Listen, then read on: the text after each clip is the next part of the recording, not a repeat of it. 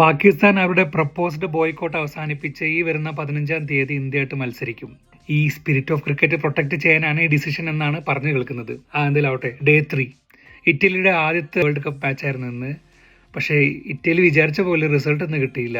സ്കോട്ട്ലാൻഡിന്റെ വലിയൊരു സ്കോറിന് മുന്നിൽ പതറിപ്പോകുന്ന കാഴ്ചയാണ് കണ്ടത്. സ്കോട്ട്ലാൻഡ് ഈ വേൾഡ് കപ്പിൽ 200 റൺസ് എന്ന ബെഞ്ച് മാർക്ക് ക്രോസ് ചെയ്തു. ഇതൊരു നല്ല തുടക്കമാവട്ടെ. സെക്കൻഡ് മാച്ച് ഒരു ലോ സ്കോറിംഗ് ഗെയിം ആയിരുന്നു, സിംബാബ്വെ വേഴ്സസ് ഒമാൻ. സിംബാബ്വെയുടെ തകർപ്പൻ ബോളിംഗ് അറ്റാക്കിന് മുന്നിൽ തകർന്നു പോകുന്ന കാഴ്ചയാണ് കണ്ടത്. 103 റൺസ്, അത് സിംബാബ്വെ 13 ഓവറുകളിൽ ചേസ് ചെയ്തു. Last match the mighty south Africa versus Canada. South ആഫ്രിക്കയുടെ കൂറ്റൻ അടികൾക്ക് സാക്ഷ്യം വഹിച്ചൊരു മാച്ചായിരുന്നു ഇത്. സ്കോട്ട്ലാൻഡിന് ശേഷം ഇന്ന് മറ്റൊരു 200 എന്ന ബിഗ് ടോട്ടല് സ്കോർ ചെയ്ത് സൗത്ത് ആഫ്രിക്കയാണ്. കാനഡ ട്രൈ ചെയ്തു, പക്ഷേ ട്രൈ വളരെ വിഫലമായി പോയി. എന്തായാലും വരുന്ന മാച്ചുകൾ നമുക്ക് കാണാം. ഇന്നത്തെ മാച്ചുകളെ കുറിച്ച് നിങ്ങളുടെ അഭിപ്രായം എന്താണ്? കമന്റിൽ രേഖപ്പെടുത്തുക.